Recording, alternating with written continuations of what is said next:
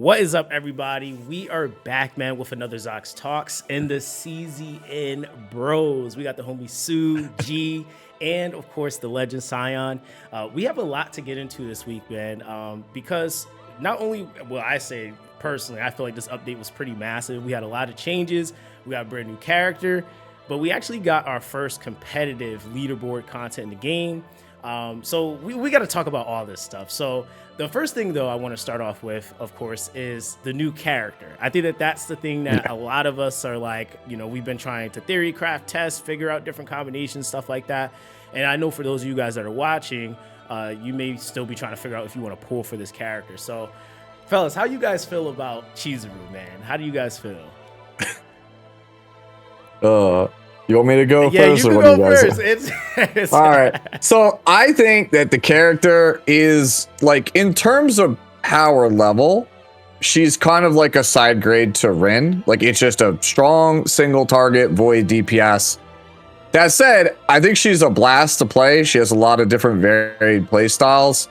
The most common one is you basically stack up Shadow of the Moon with Tsukuyomi to get like a big ultimate that's very satisfying, does like, you know, 20, 30k, sometimes even more if you're willing to be patient and stack it up. But I've been really enjoying this this build. I showed G, which he's probably got a ton to say about the character, where you make basically a ton of basic attacks that cost 0, and you use a lot of draw power to just kind of go through your deck and just spam a ton of basics. It feels very much like Mei Lin, but you get like, it feels like you have to work a little bit harder for it. It's a little bit more satisfying to play. And I think that kind of summarizes how I feel about the character. Like, she's not like top tier in terms of power level, but she's top tier in terms of fun. Okay. All right. How you feel, G? Nah, I think I should go last. Oh, you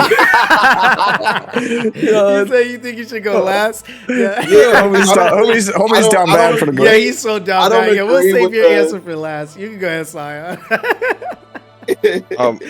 I have two variations I use it for.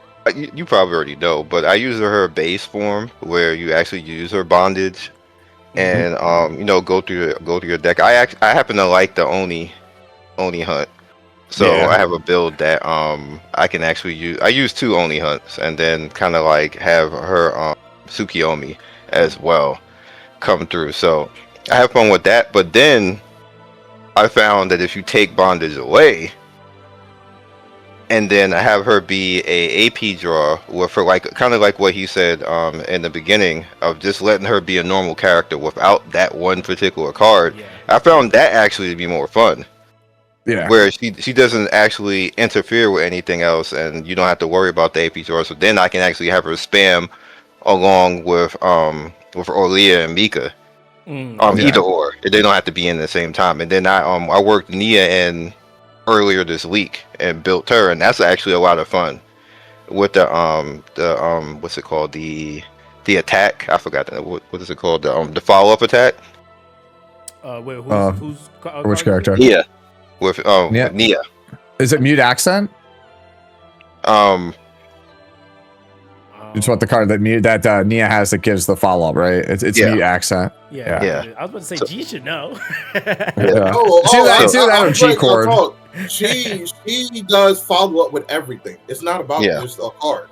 She does follow up every time you shuffle a deck. She does follow up anytime she get decimals. She does a follow up off of a card. You cannot have no follow up cards in your deck if she follow up all the time. So she's not a character that's just limited to a card. Yeah, Nia is insane. Like I know that a lot of people don't like doing that, but I found her more fun. So what I do now is I alternate. Like I'll do one run with her with the bondage card, and then one run with not, because we're doing so many runs anyway. Because in order to get everything out that store, you have to do multiple runs regardless. Yep. So you have to just change it up, or you literally go crazy. I've already done everything I need to do at this point with her. I got like 5 builds or 5 different card sets. It's like, you know, all offense, like base, Oni hunt. So like I ended up with like 5 Oni hunts. I don't know how I did that. Don't ask, but it was 5 Oni hunts. So just a lot of fun in general. I think she's a cool character, but like he said in the beginning, you have chores. with her. And that actually, if you do that all day, you burn out. I know, like I can't, I almost don't even want to play with her anymore, and I like her, but if doing that and building those cards all day, I'm like, I got to look at somebody else. So I actually went back to Yuki the past 2 days. Yeah, that's fair. Yeah, those two, and Renoa, I think are the most fun. Those three characters are just. Yeah, that's what I think. Like with how they. It's like kind of like odd because I think in the beginning I could almost argue I feel like more people were just kind of having more fun because we weren't necessarily trying to build as serious. I feel like this last like passing week is where like you kind of start to have the majority of the rest of the player base kind of get hip to like what's happening. So they're like, wait, we got to do more serious stuff here. But I don't think people realize that until they start doing that grind, because there was guys already doing it. But now that I see that there's more casuals starting to do it, you're starting to see like more complaints kind of happen where it's like, why do I have to sit here so long and the RNG sucks? And I'm like, these guys, I mean, we've been kind of dealing with that for a little minute here. But I think now because it's like the general masses is doing it, it's like one of those things where it becomes like what Scion said, and the same thing to what you were saying, Sue. It's like it's a chore. It's like, okay. And this kind of goes to the point where I was talking about off cam was like how, you know, certain things in the game, like you have to like kind of try to find that balance, not us, but the devs, as far as like us playing a gacha game versus like if this would have just been like a AAA game. And so like a lot of the times you can get away with that in like games that don't really have a monetization structure like gacha. Whereas like in gacha, you try to streamline a lot of things because casuals make up so much of your community a lot of the times. And then I guess also factoring in people also play more than one gacha. So it's like, you know, are like, can we take up all their time and get away with it? Or is it like, you know, do we have to like kind of, what could help them on that, where I talked to my homie about earlier today. Yeah. If when you get a divine epiphany, we'll make the ground easier, but also still make it random so it can still feel like a roguelike. When you get a divine, instead of just getting 2 regular epiphanies in a divine, get 2 divines in 1 regular epiphany. But also it's still going to be random. So it still can, so that can help you pick between the divines you want easier for that 1 card. But also it doesn't fully break the roguelike mechanic, making everything easy to get as well. I think that will be a good thing that they can bring in to alleviate the grind of, damn, I got to get this divine for this card, but I don't like this divine that I have. I think that would be good with that. I can see that, because it definitely like it takes you out of that like mindset too, where like everything is basically focused around like, if I am trying to do this one specific build, I have to get this specific epiphany. So it kind of gives you a little bit more chance, which I think is okay, because it's like not guaranteed, but it's like, hey, at least we're giving you a better odds of being able to get it.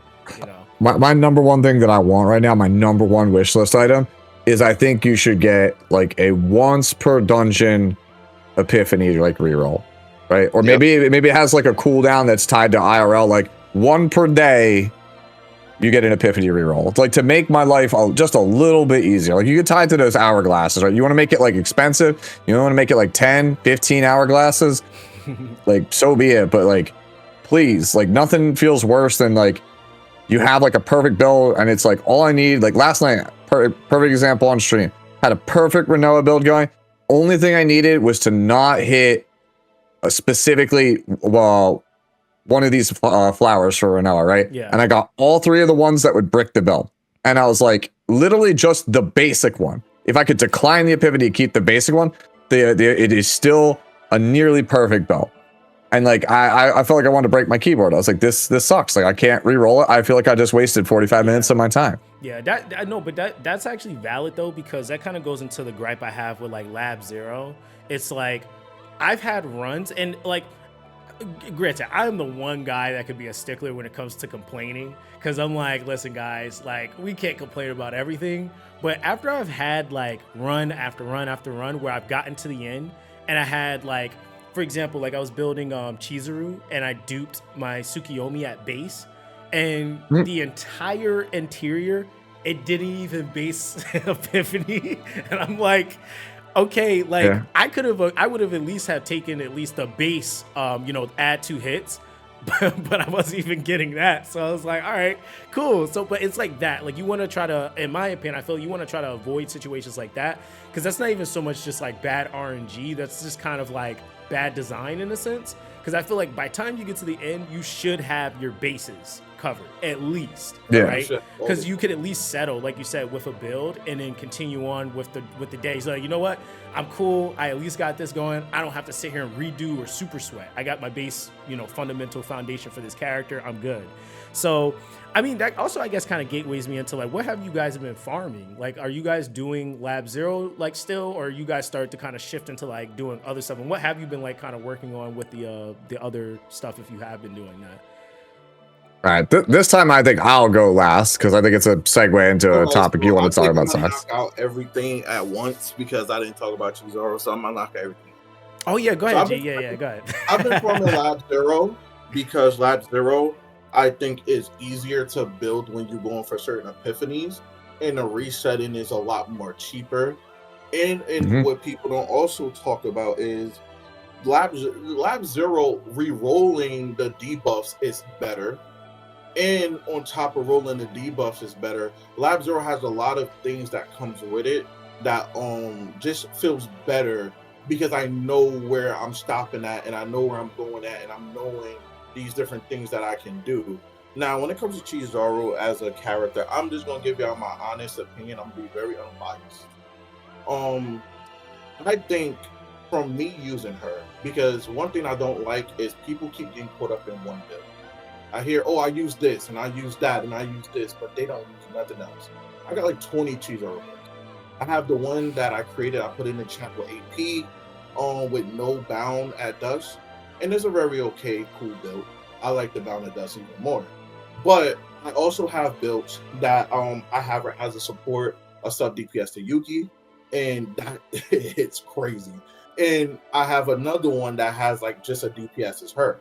And I think because people think there's one build to her, people say, oh, she's fun, but she's not, this or she's that, or, everybody, have their opinion. I believe she's top tier because she's one of the most versatile DPS we have in the game. And when I saw that last video, I'm not trying to promote myself, but the last video I did with her and that video, and I know you saw it, Zox, her and Yuki, that AP build that I made, insane. Yeah, it was really good. I've been able to do that with anybody else other than Chizuru as a support. So, with that being said, I think there's a lot of things that makes her amazing. But I also think, like, hitting to Zox, this is the burnout patch. This is everyone finally knowing how to do things so they feel like this or that or this is unfun. I don't think playing with her or any character is unfun. I think the format of going and looking for a build is unfun. I agree with that 100%. Yeah, I agree with that. I think whoever trying to give that to her is unfair because if this was another limited character or a character that came out, it would have just been her instead, right? So you can't push that to a character because even if you didn't have Chizuru, whoever you're grinding, you're doing the same thing we're doing, and it's annoying. Like you have everything, you get vulnerability on Only Hunt or something. You need to add to hit, you get something else. You don't get the epiphany to the boss. Like it's annoying. You know what I'm saying? So I chalk that up to bad design, like Zox said. But I will say, for me, if anyone asking if she's a must pull, no character in this game is a must pull. You can survive without anyone. Even her being my favorite character, like I am too, I don't think she's a must pull. But I do think she is a extremely great unit when it comes to bossing. That's really where she shines in. She also shines if you know how to build her in quick basing content, because I got a lot of builds that can just rip through small amounts quick. But if you're just about stacking and that's all you know, she's going to be very limited. She's going to be boring. She's not going to be what you want her to be. You get what I'm saying? But if you actually take time and build other things, just like we saw that one I'll show Zox this one turn build with the just basic attacks. where she just one-turned the boss because of the strategy. Like, she has a lot of damage in her kit and with her supports, but with every character, with Yuki, with her, with Mei Lin, they're not the ones who making this possible. It's their supports. Yeah, supports are OP, which we'll talk about that more, I think, a bit. Yeah. So the DPS is not, like, DPS are good, but they're not the ones who's making these crazy damage numbers possible. It's literally the supports. Yeah. So as long as y'all know that, just have fun with y'all characters, pick who y'all like to play their style, and just have fun with them. Now, and when it comes to like you said with the farming, to finish it off, I understand why people go to 0, but once I don't get what I want, I'm quitting out of the run, and you can't do that. You can't do that. So I'm gonna always tell people laboratory is a lot easier, but 0 do have more dupe events. I will give them that.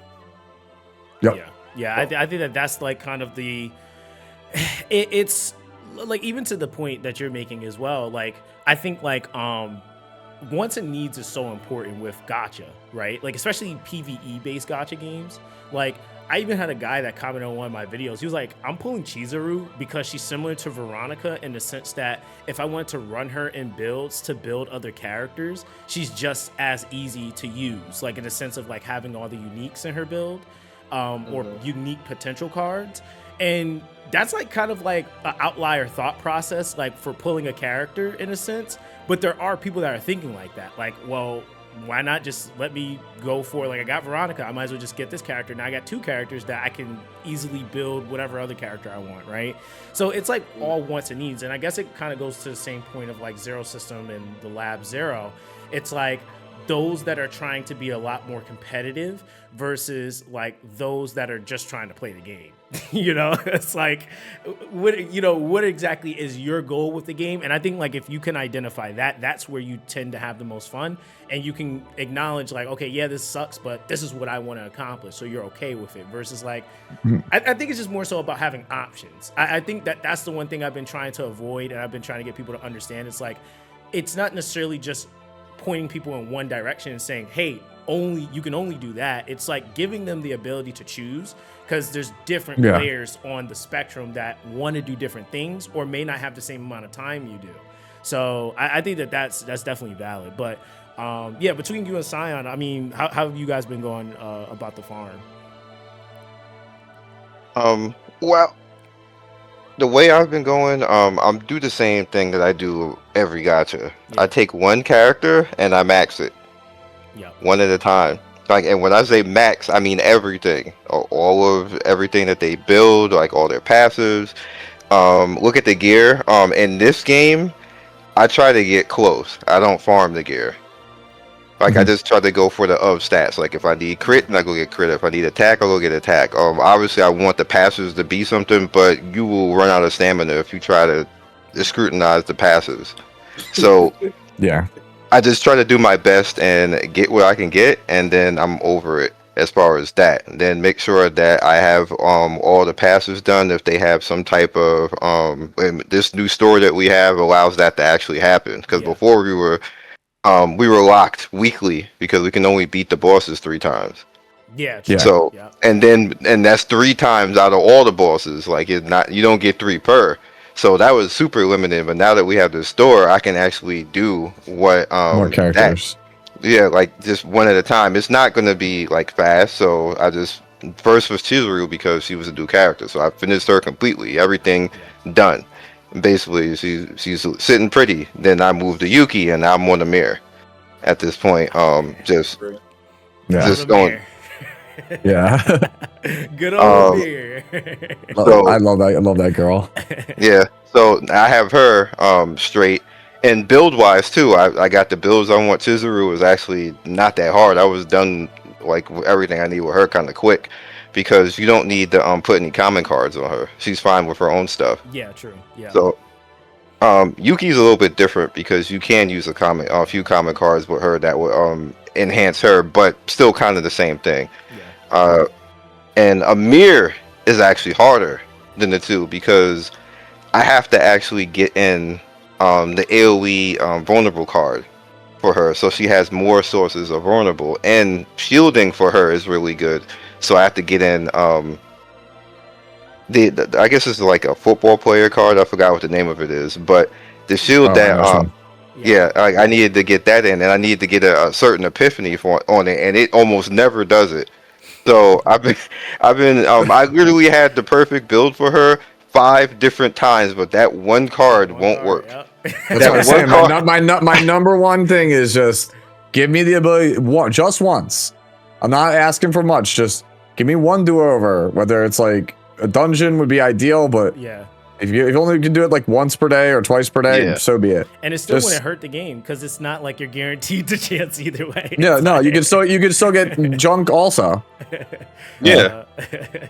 So for me, everybody already knows I play a lot of Yuki, a lot of Renoa. I got Magna, my girl behind here. I've been playing a lot of Magna. So I built Magna Maribel, which is something we'll talk about I think a little bit later, because I know Zox wants to talk about like off meta stuff that we think is cool. And I was like, what should I do now? And so a Great Rift came out, and it's exactly like I thought it would be. Hall of Trials from Epic 7, and it was going to favor people who sweat the game. There's no other way to put it. And I was like, you know what? Let me see how I can do just like one time for fun. And I ended up only getting like high gold, like just below platinum.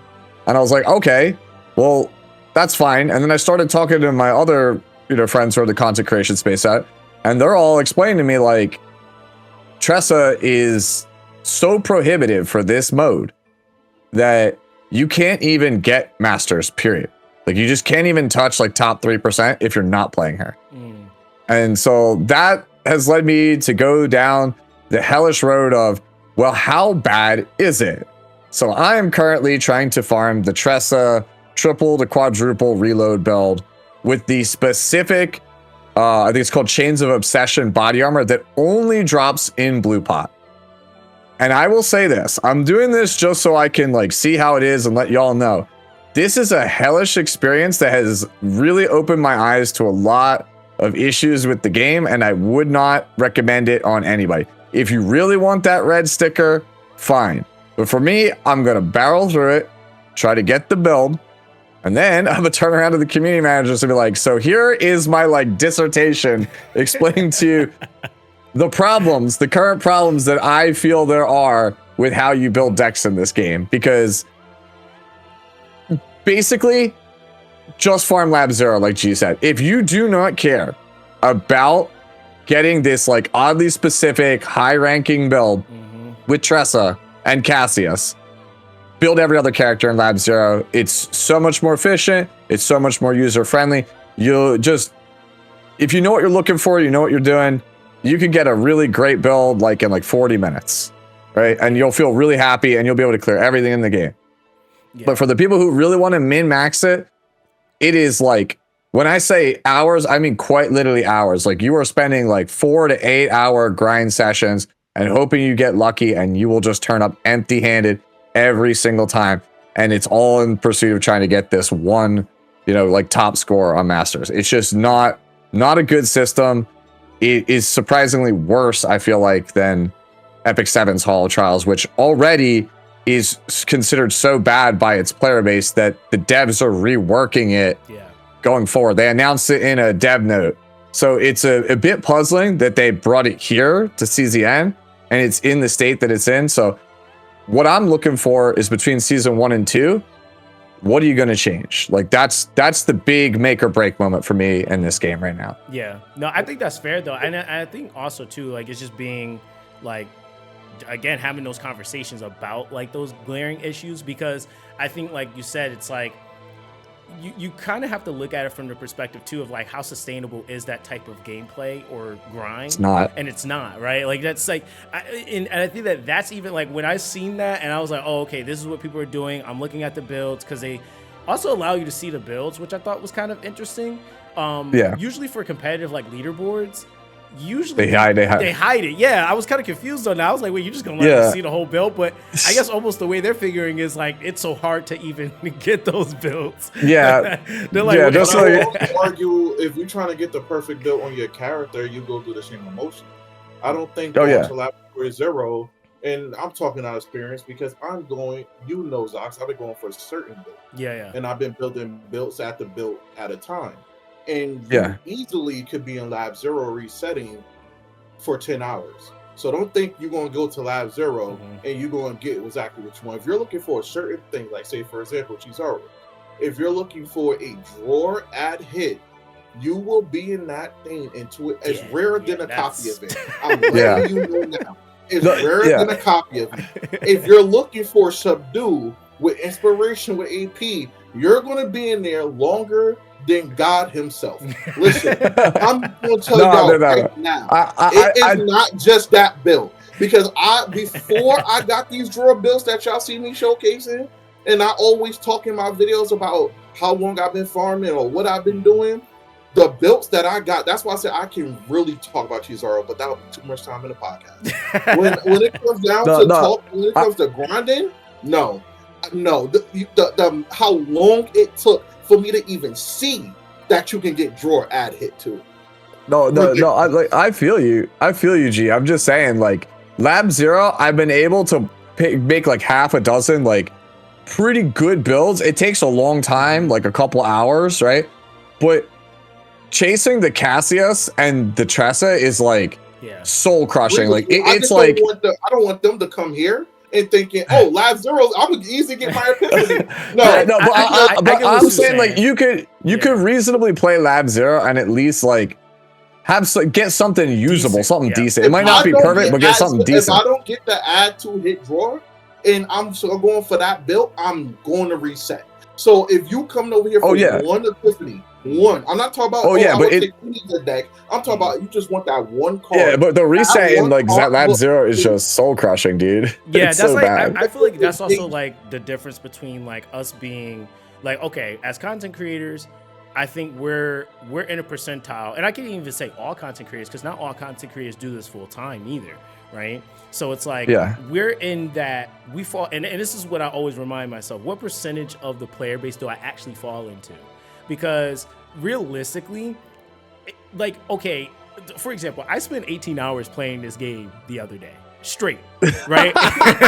Like, I'm sitting there back to back resetting, like, oh, that wasn't the right, I got one. Nope, I want two, right? Like, I want three.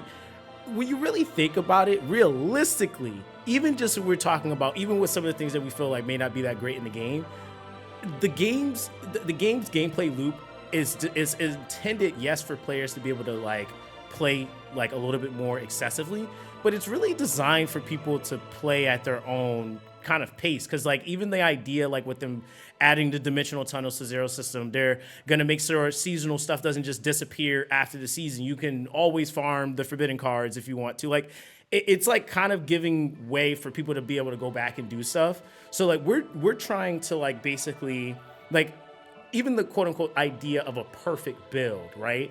We're now starting to roll the dice for a percentile that's so small that in a way we kind of also put more pressure on ourselves, I guess, in a sense. Because like I like realistically, a casual person, I would never tell to like go quadruple get reload. 5 dupes of this, get like no, if you got 2, just call it. You maybe got 3, cool, you got it, bro. Yeah, just dip, right? It is soul crushing. Your support is going to help you more than just putting all that into your deck. Sometimes your support enable more. You can have all that, but if your support decks aren't good, it doesn't show that you have them. So that's true. So I think that's like my Veronicas are like, very important. So deck building is very important in understanding that cards that are useless, at least try to get them out of your decks. As long as you do that, you have a better time not having dead turns. And that would be better for you. Like for me, I did the Great Rift. I didn't do the strategy. And I already was top 10 once I did it, right?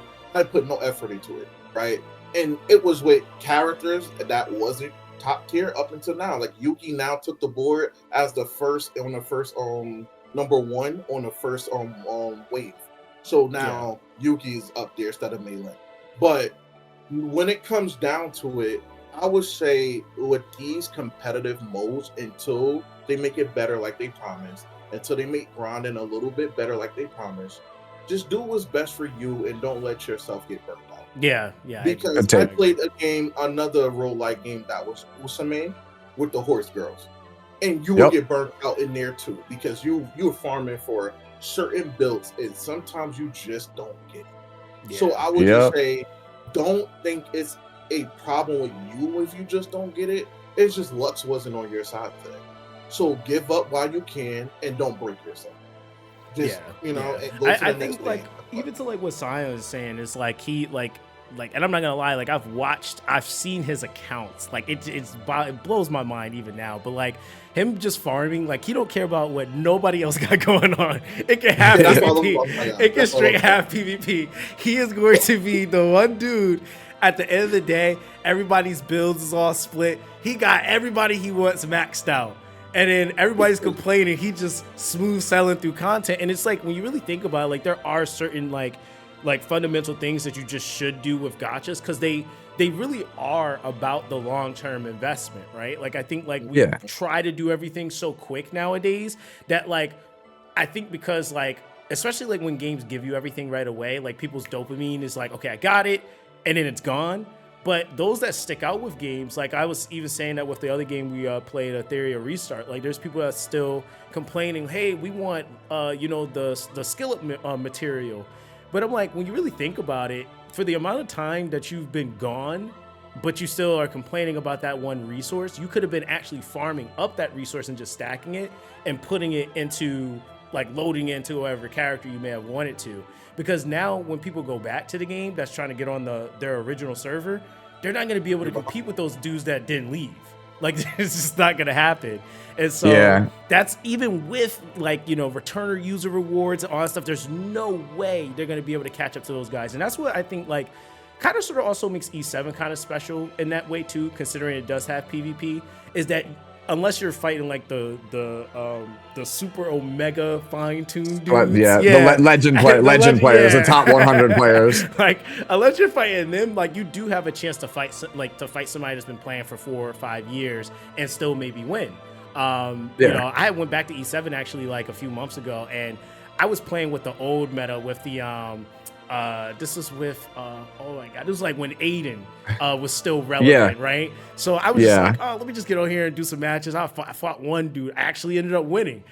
I just thought it was funny because I didn't know what the new units did or nothing. But it's the point in cases like the game's accessibility is like that, but it's really rare to find games like that, to be honest. So like I really honestly feel like because this game is PvE, you really do just have to take it at your own pace. Do what you want to do and what's going to make it the most fun for you. Because I think even the meta chasing, like I'm even having people say like, oh, I don't want to build that character, but because they're on the leaderboard, I mean, I guess. You don't have to. Because like at the end of the day, the leaderboard, like I'm doing it just to experience the hell that it is as a content creator, so I can let y'all know that's watching content. It. But like, but like, it's a red sticker instead of a purple sticker, bro, for your decks. Like, does that matter?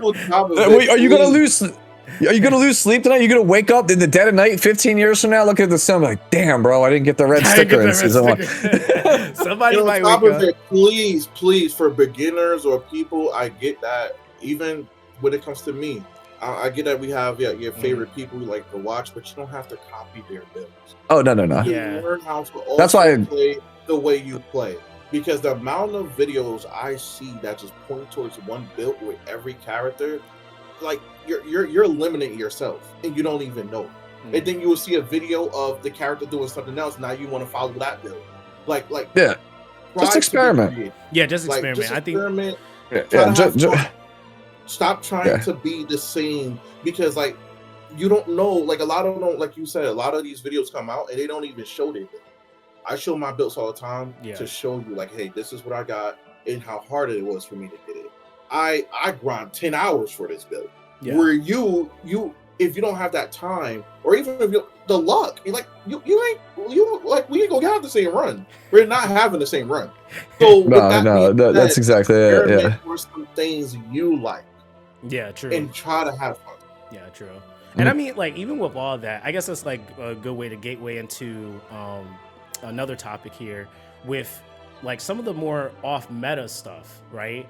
And considering that the devs have already like kind of spoken about like new content coming to be in favor of those types of characters or playstyle preferences and synergies, what would you guys say that you're excited to see, or what would you want that content to really be? Because they kind of vaguely touched on it. They were just like, oh, if you like playing the slow stuff, it's just going to be great. But it's like, well, but what does that mean though? Like, you know, like what could we be looking forward to? Like what kind of like resources or achievements or et cetera would you like to see from that type of stuff? I mean, obviously, Scion's the same as me. We've been playing a lot of tanks. Like, I play a lot of Magna, a lot of Amir, a lot of Maribel lately. Magna Maribel is probably like my favorite team to play right now because it's just people look at you funny, you jump them. The team, it's so satisfying, even if it's not hitting the highest numbers for damage. So having something that would reward tanks a little bit better than these, like, oh, you know, do the most damage, get the biggest number, would be really helpful. But other than that, I'd like to just see some kind of like, I don't know if you want to call it like super chaos mode, where it's like I take my pre-existing decks and kind of like use it to challenge like a stronger version of a chaos dungeon. Okay. Just for some like weekly rewards or something, just to mix up, because chaos is the most fun part of the game. And if we're just going to reduce it to being only like resetting for deck building, you know, the magic, you're losing a little bit of the magic. Yeah, so I'd like to have like a harder thing to use the stuff I've already got to capture that same magic. Yeah, you know what? You're not the first person I've heard mention that. Like, I had actually somebody in my stream that was saying that they wanted to like really be able to take advantage of having the save data builds they already had and going into other content, just being able to be OP from the beginning, but you're still going up against other challenges. And even what I was thinking with something like that is that they can easily make that content where you can get like certain, like I would say enhancements in that run if they wanted to, or it could just be like a resource, really rare resource or something for completing it or something. Like there's a lot of different things that you can do with that. That I think will lead to more like replayability at the end of the day, depending on if they decide to do it like what you said, like a weekly or something like that. And then even to your point with the tanking, me and Scion, we had played TFD, and one of the funniest things that they did was they dropped it was called a evolvable skin for a character named Ajax. And one of the missions for the skin was to literally just take this obscene amount of damage. Like it was just like, take all this with your shield. And so that's something I feel like they could easily add to that type of content, because like I think that is not necessarily, even like in that game, that was like a stat that's not really favored. Like you don't ever really hear anybody saying, yeah, I'm adding fortitude to my build. Like they don't care about any of that, or resolve. They don't care about any of that. Yeah. It's funny that you're saying that now, because you know who's the strongest character in the game now? Oh boy, Ajax. Oh, is it Ajax?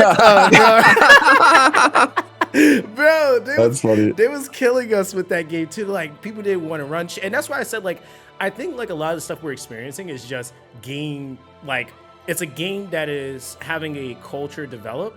And in any game I've noticed, especially with the current age of gamer, like even on that game, that's a whole looter. Like it has nothing to do with gacha at all. There were dudes that were like, I'm not gonna run any defensive stats, I'm just gonna run on damage, right? And that's all you see.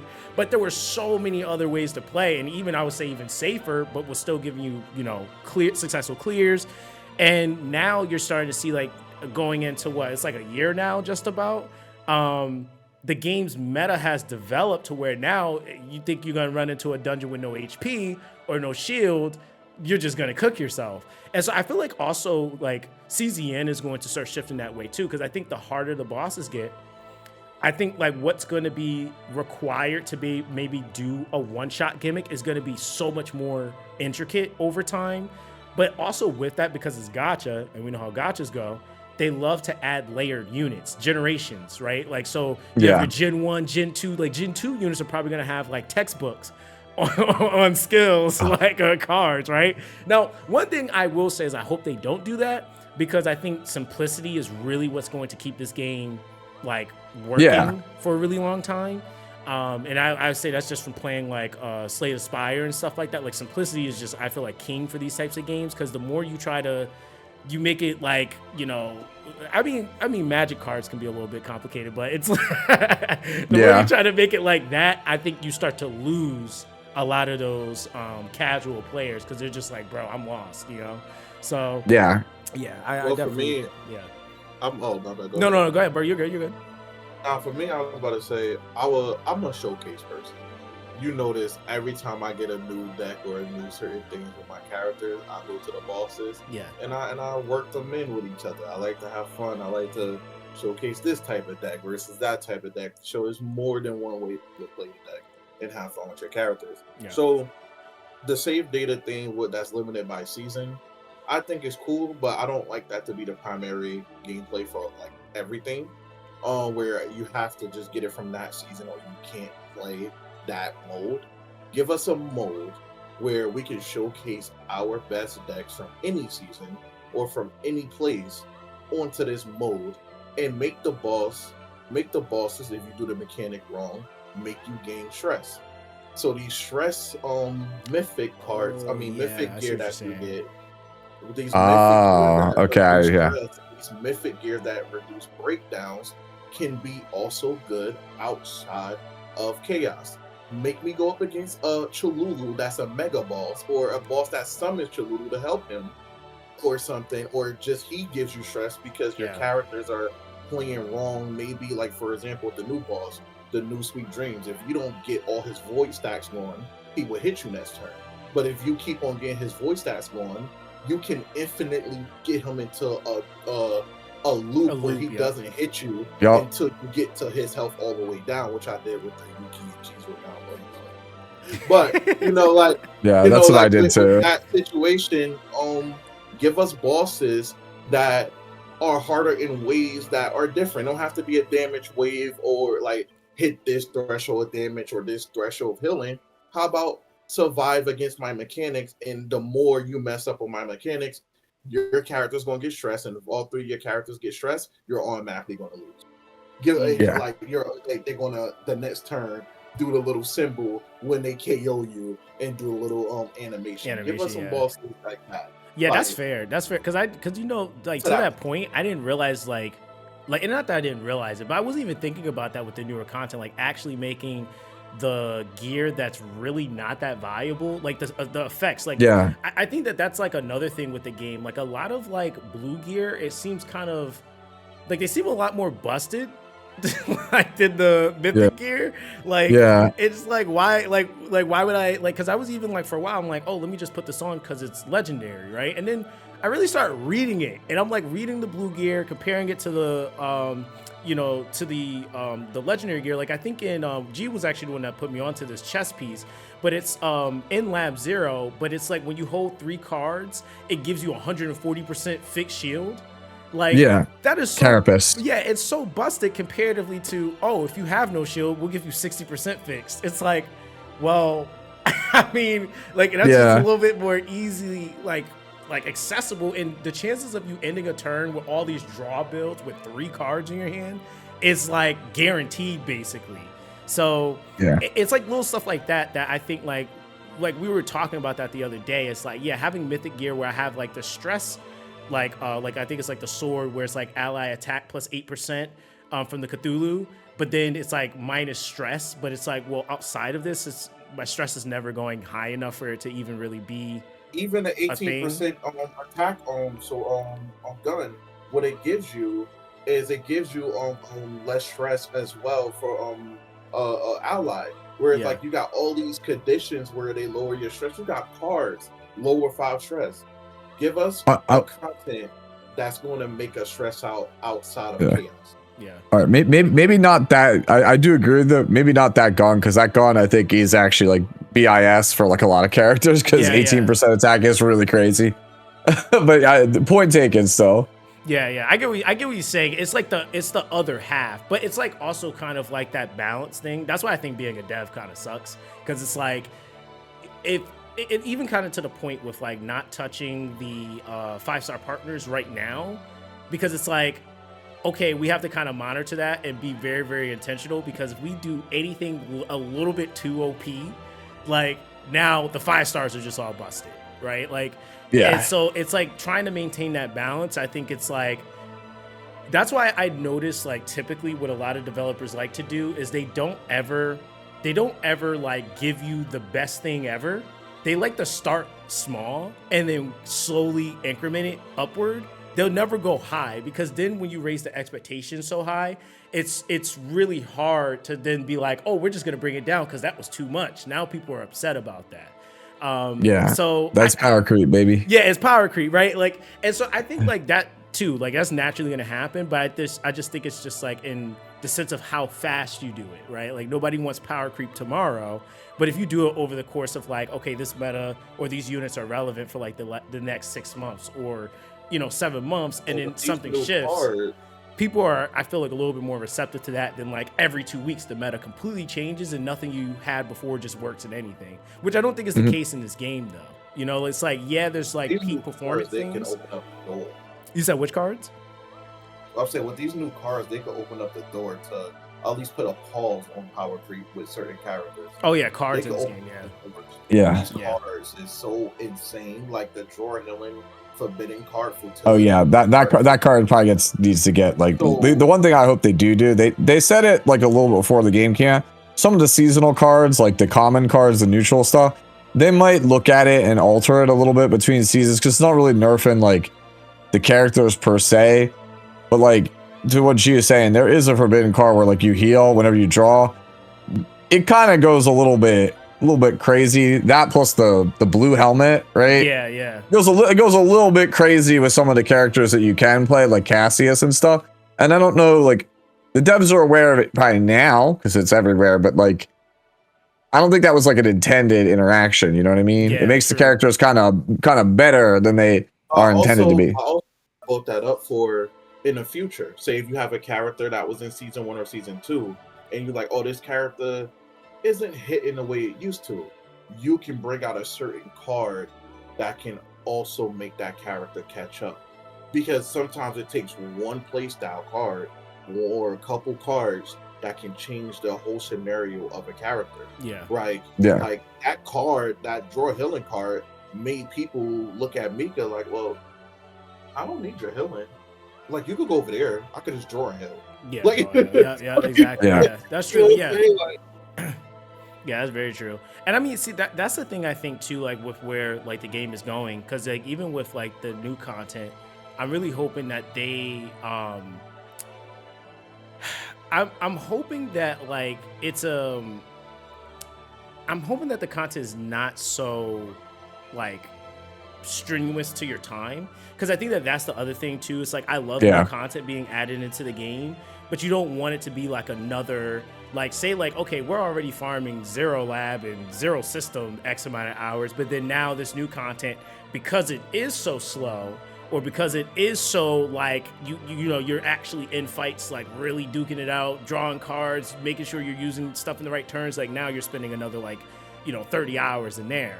So I think like it's like, because again we're playing a gacha, it's like certain things have to be streamlined over time. So I know like they said like they were going to be adding like the skip story and the skip dialogue to like the I guess like the exploration aspect of the Zero system. Have you guys been even using the what's it called, the normal battles at 1 HP over like the removals, for example? I use it with remove. Yeah. Use it with nothing else, because I've been farming. So I actually like that for my strategy more with the remove, so I can go past those things and get to the tunnel quick as possible. So that's actually my favorite one. Remove one and then have all 3 normal battles at 1 HP. That's my favorite thing. Yeah, I only do the set mobs to 1 HP if it's got remove or convert in it. Okay, see, like, and that's what like I think like everybody's like approach is so different, because I'm like, oh, 1 HP, I pick it every time. I'll even be looking at it. I'm like, oh, it's got 1 HP. Time, bro, the most precious resource. See, also, I have a way that I actually say things towards the public, because that's the optimal way to doing it, but you can't tell everybody to do that. Because everybody doing that is going to run into the same thing that we're all saying right now, because we're the ones trying harder. Yeah, true. Yeah, that's why I had said something though before in a grouper about that. You can't just tell the public that. You have to give them the easiest possible solution and the easiest way to do things. Because if you give them the hard way, say this is optimal, what they're going to do is try to do that, and they don't have the same time we have, and then they're going to burn out or say this isn't working, or how come I've been here 2 or 3 hours or 4 hours and I don't have a build? I got my wife, I got my kids, I got to go outside, I got a girlfriend, everything else like that. They are not going to do all of that, and they're gonna like, this game sucks, I'm out. Yeah, I think that's literally what's happening too.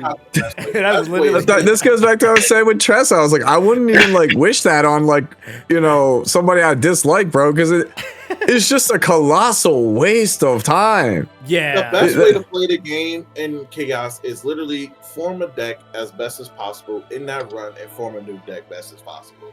You do not want to restart. Yeah, that's why it's not the most efficient. The most efficient is just to build different decks and see how they work when you play outside of the mode. Yeah, that's true. And that's why what we doing is kind of inefficient. Even with the video I just did, I purposely didn't I went this was Sweet Dream drop. I went into it. I didn't look at like any of the mechanics, nothing. I kind of figured because of the boss it was gonna have Void, but like it was a certain part of it when I got to the 9 stack, it added hunger to it. And I was like, wait a minute. I was like, Void is annoying all on its own, but you're going to give it hunger too? Okay.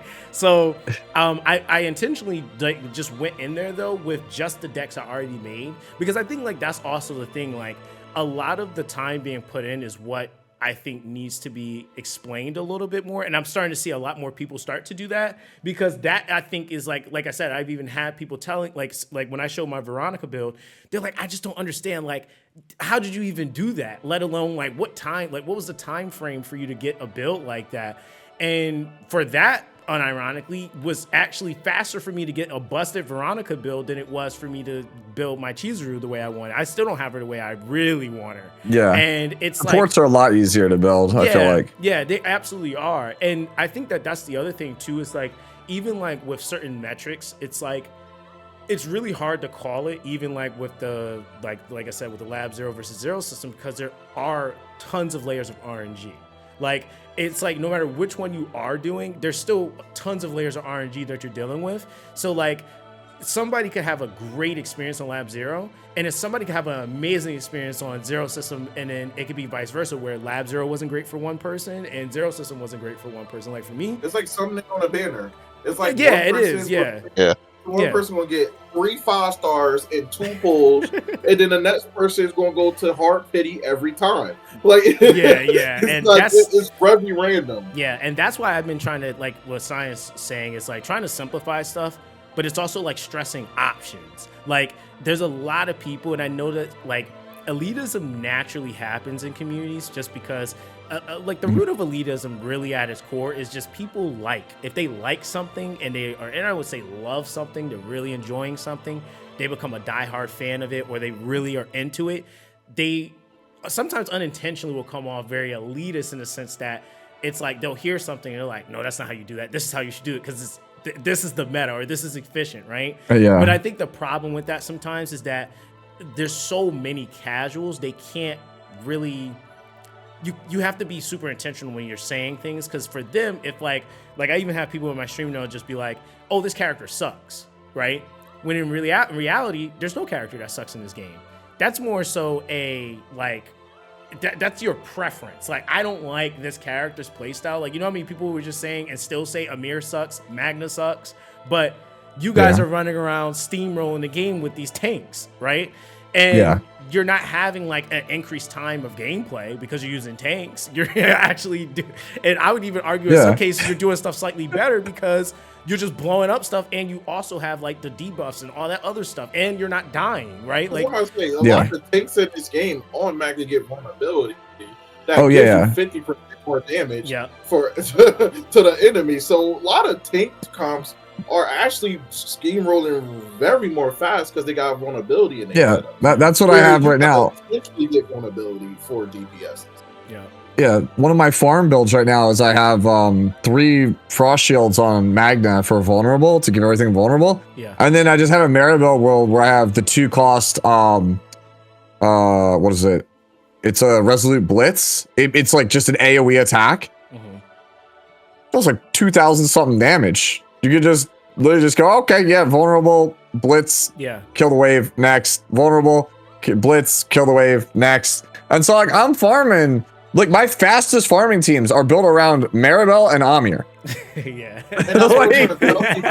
Wait, G, were you there? Were you there in my stream where I had that dude that said his Scion was there too. I had a dude came to my stream. He was like, bro, this game sucks. My dailies take like 50 minutes. I was like, bro, what are you playing with? You know the funny thing? You know why his dailies took that long? I don't think everybody realized it. It's because he was using the zero system. That was the time it took him to do the run. Oh, so wait, he was confusing because I kept asking. I was like, dude, what stage are you doing? I was like, you do a regular stage? Yeah, the regular stages suck. I'm like, yeah, he was actually doing a complete run and taking the items at the end. Oh my god! And that's how I thought. That's why it was taking that long. No. Yeah, that's why it was taking that long. You know what's so crazy? I heard content creators telling people to do that too before. Where they was like, oh, there's no reason to farm fragments. Yeah. We want you to just take it in a chaos run. And some people took that and ran with it like it's some gold. people may have misinterpreted that because I've known I've said like I don't farm memory fragments because it's more important. Like if you're building up your account to be focusing more on like potentials or the mats to actually ascend your character, stuff like that, EXP units, right? So it's not that I don't do it. It's just that I honestly haven't really focused it. And it's definitely one of those things I feel like comes a little bit in the latter portion of the grind. Simply because you can craft. Like if you couldn't craft, even when you think about it, in reality, it is just better to just do it from the zero system. I wouldn't say go in there and farm gear. Like that wasn't the purpose. No. It's like, no, don't go in there and farm gear. But I'm not intentionally going in there to or I'm not going into memory fragments to farm because I can get all my right side pieces while I'm still also double dipping. And I think that's what it's about. I'm double dipping. Yeah. So that's how I do it. I do I use all my crafts on the left side stuff because it's less RNG, so you're more likely to get a piece you actually want. Yeah. And then like you just if you've got your characters fully leveled, fully potentialed, and then you start dipping your toes into memory fragments, you just farm it and you see what you're missing. You'll be like, oh, okay, I got like 3 or 4 pieces from my Magna. I'm just missing like a defense set goblet. And then when you're farming Dax, when you get to the boss, you see defense set goblet pops up. Yeah. You're like, cool, click, take it. Because that's just one less run you didn't have to do, right? Like it's a guaranteed way to look for a specific right side piece. Yeah. And you know what, guys? Like because I know Sue, you got to stream soon, right? I got stuff. Yeah. So we're gonna try to close this up. Last thing I really want to talk about, and I know that this is gonna this is gonna be a thing, but the one thing I think, like, because it's now become a reoccurring thing, whereas like the devs said, hey, we're not gonna nerf anything, but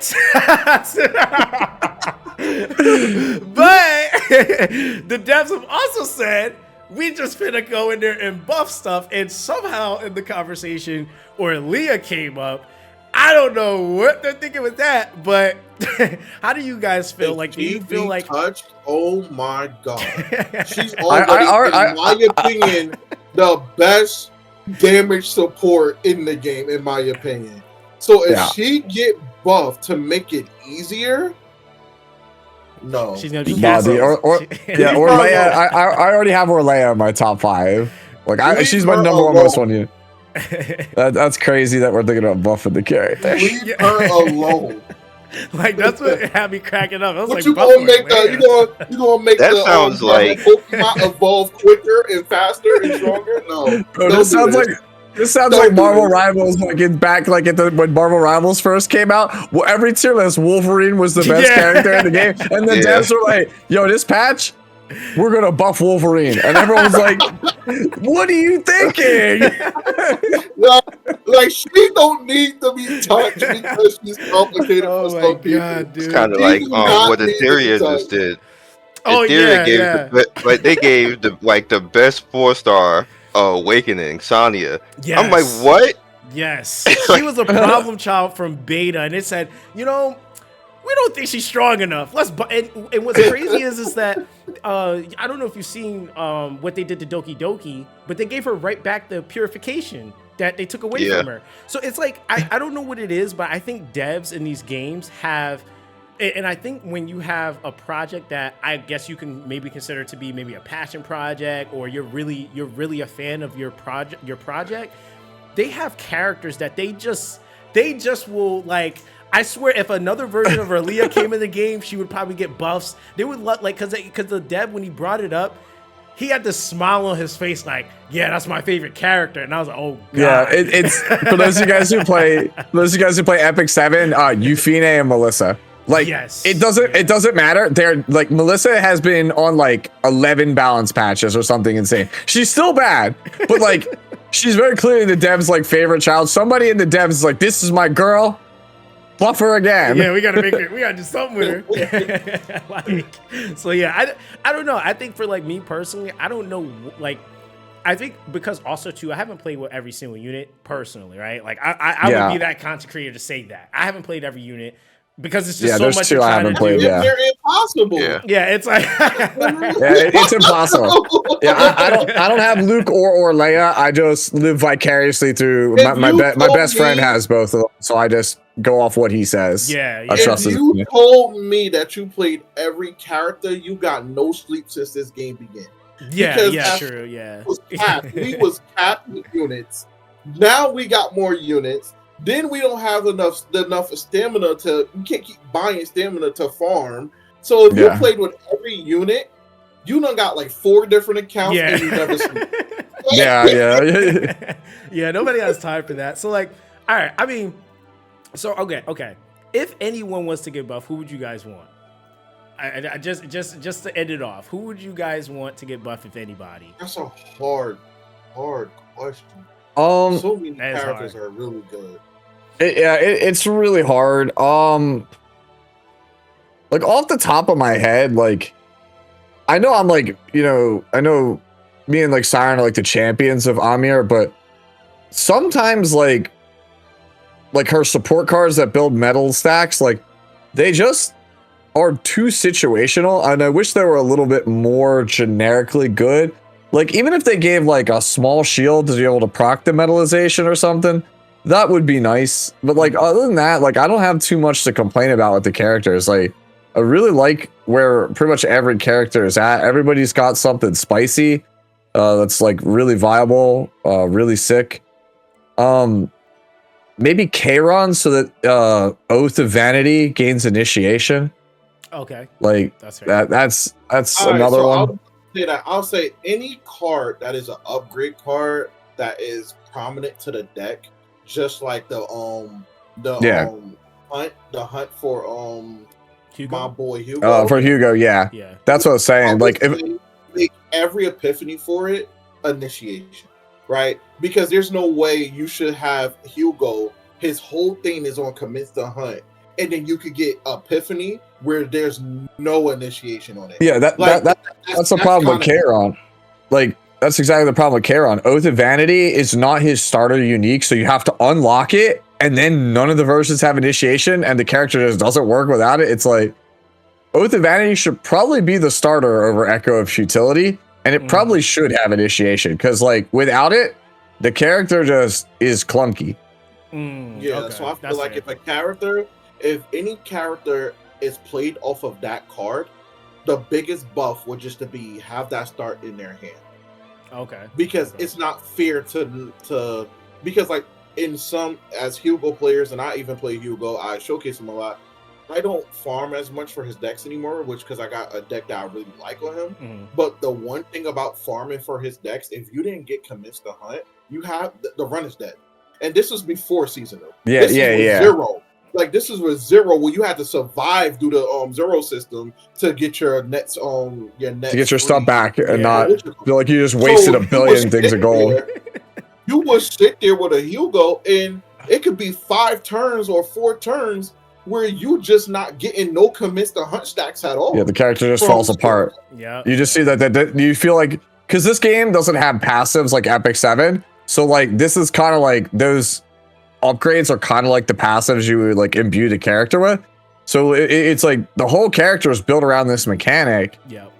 And they have to have this card or like it just doesn't work. Like in a normal deck builder, this would just be on a character card. Like, you know, like, oh, you play like you play like Batman in DC deck building game. Your equipment's get +1. Okay, cool. Like that's my jam. I look at that, I go, okay, I'm Batman. I want to play equipment.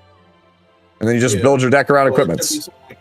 I feel like the biggest buff they could do for characters, like, because that's why I kept trying to tell people before. You heard me say this a lot. That's right. You heard me say this not a character game. This is a deck game. This is a card game, deck building game.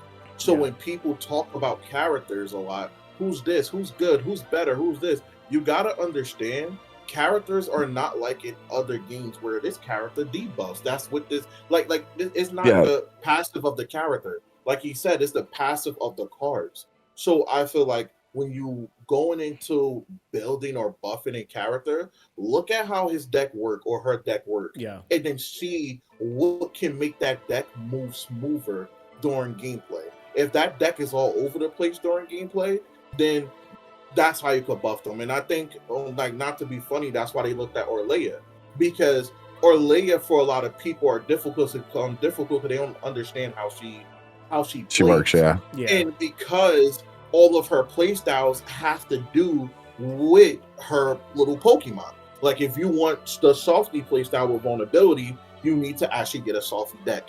If you want a tank Orleia with Tuffy, you have to get a Tuffy deck. If you want a Swiffy Orleia to do more damage, you need a Swiffy deck.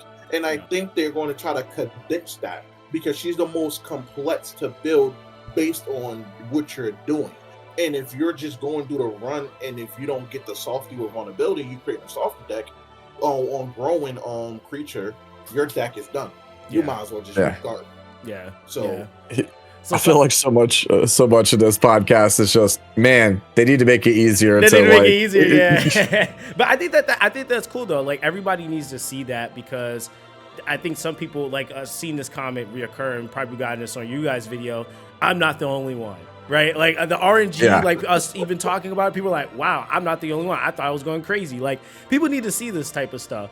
Real quick, Scion, character you want to see buffed, or if anybody, because I know you might say Amir, but it's okay. I don't really think Amir needs to be buffed. She may need her dupes. What they do, that it might need to be lowered. Because she actually gets her metal stack when she has full dupes without you having to do anything about it. That's true. So I think that they might need to put something else at the max and then give her stacks early. Okay. Yeah, like shuffle. You talking about shuffle around the ego skills because that was a big thing in my guide. Is like I was like, yo, you need to be E2 to play the character, but like the character doesn't feel correct until E4. They probably should move all that to like E1. E2. It's the same thing with Lucas because Lucas don't feel free and easier to play into E6 because that's when all his bullets become zero balls.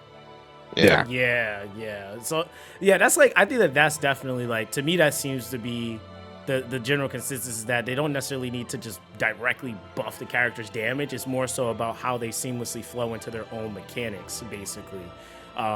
Which to me makes more sense. That makes sense. But the only character that I think and it's people are probably gonna hate it is because I think that his whole kit is awkward. Is Owen? I think the way that he works is awkward. Yeah, he got so much in his kit, but you don't know where to go with it. Like he has it's too well-rounded. Decrease for fortitude. He has so much in his deck, but it's like. Okay, like sir, are you good at something? Yeah, or it's jack of all trades, master of none out here. So, that's literally what it is. That's a good answer. So okay, that's fair. But all right, guys, we're gonna come to a close here. I appreciate you guys for coming through. We are going to have a episode 2 as well. I know there were some individuals that could not make it tonight, so if you guys have not, make sure you guys go and check out these wonderful creators. Sue, JeeYT, and of course, Scion Storm. I'll have everything linked down below for you guys to be able to see their channels. They make amazing content on this game. And if you want all of the varying opinions, I definitely would recommend that you guys go and check them out. But other than that, make sure you guys like and subscribe to this channel so you don't miss these podcasts because, yeah, we're going to sit here and complain just like you guys, right? But either way, that's going to be that, guys. Everybody stay blessed, and we'll catch you guys in the next one. All right, guys. Peace. All right, cool. Yeah, Sue.